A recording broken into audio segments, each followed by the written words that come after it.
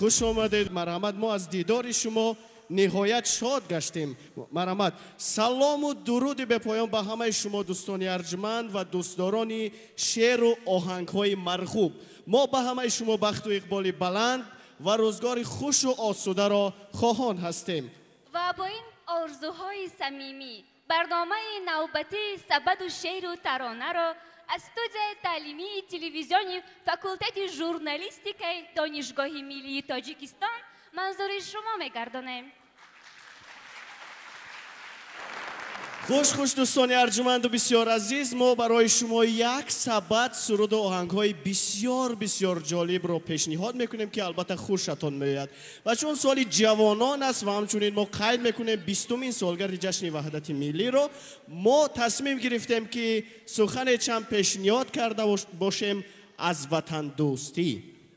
با این مقصد به برنامه امروزه ما شاعر معروف ادبیات معاصر تاجیک بازار صابر حضور دارند.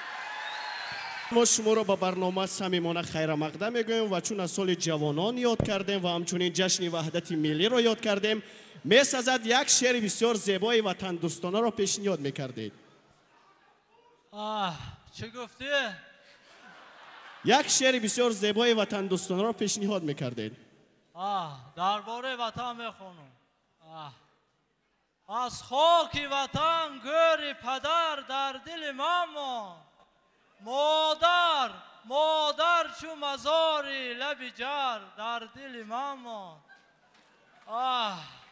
در آتش غم کاغذ روی من اگر سوخت، از خواهر من کاغذ سر در دل ماما.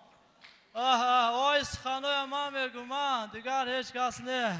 بله بسیار سخنهای زیبا، بسیار شعر عالی. خوش. اکنون یک شعر بسیار زیبای وطن دوستانه نیز پیشنهاد گردید. اکنون لحظه فرا رسیده است که یک سرود دیگر پیشنهاد بگردد، ولی شرط آن است که سرود باید در دایره خواهش شما باشد. از کدام سراینده میخواهید یک سرود پیشنهاد بگردد؟ او سید قل بخونه شروع میخونه، با تاب دلو میخونه سید قل بخونه. خب از این هنر را یک سرود پیشنهاد میگردن. مرحمت.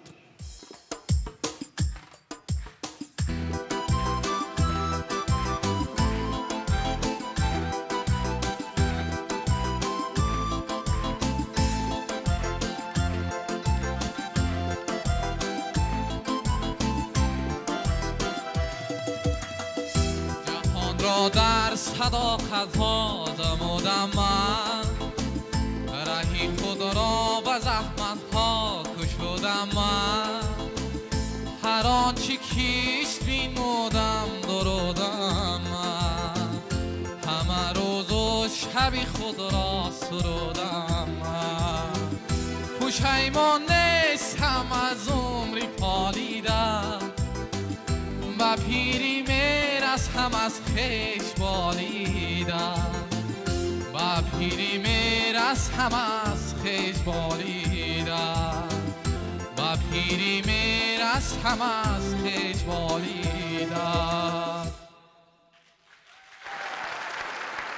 از وطن دوستی و میهن پرستی گفتیم، ولی چرا در این لحظه ها از عشق نگوییم؟ بله از عشق.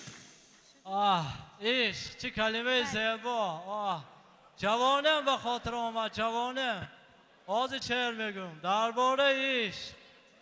در پرتای پیش صنف ما جای تو بود، در توت قطار لنگر های تو بود.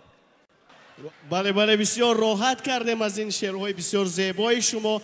اکنون ما یک دستگل سرود و آهنگ ها تهیه کردیم، هم از سرایندگانی که امروز سرود میخونن و هم از آنهایی که از خزینه پیشنهاد میگردن. نخست از نگینه رؤوف سرود گلی بادام داریم پیشنهاد میشه. ملکه فیض‌آباد رحمت بسیار زیبا بود، نازاش مرا میکش.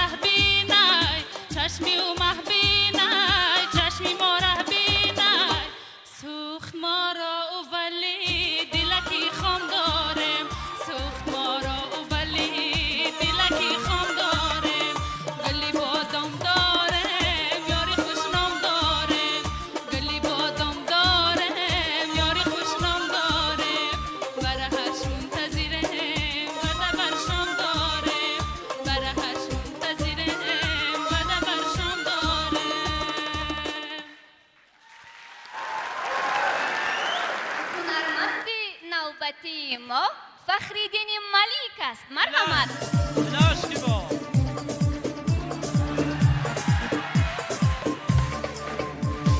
ماهی خوبانی گل من یاری جانانی راز و ارمانی دل من ماهی تابانی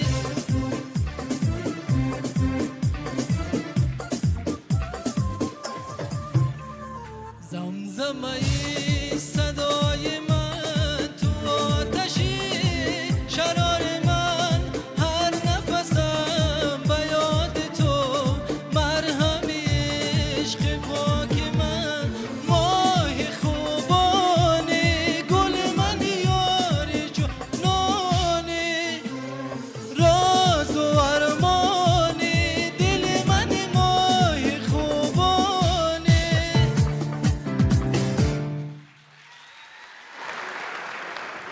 خوش دلی من میخواهد یک سرود فلک بشنوم. این لحظه از خزینه یک سرود شادروان تقای مراد خوشوقت را پیشکش شما میگردانیم. مرحمت.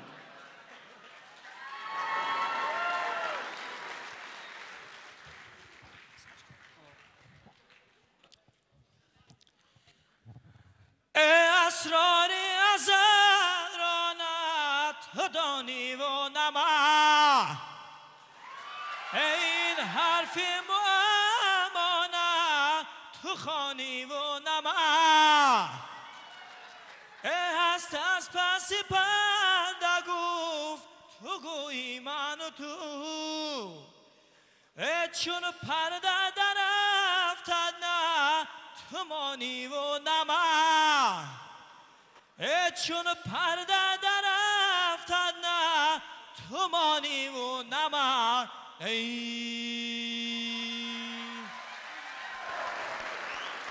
ما اکنون سرودها را شنیدیم. سرودهای بسیار جالب بودن. اکنون لحظه فرا رسیده است بپرسیم که چی آرزوها را در دل خود میپرورید استاد ارجمند؟ میخواستم در سال جوانا ماه تابان دام تگیره آبرس در سال جوانا خوشره بخونه وطنشون دوست دارن بیار حقم خوب شده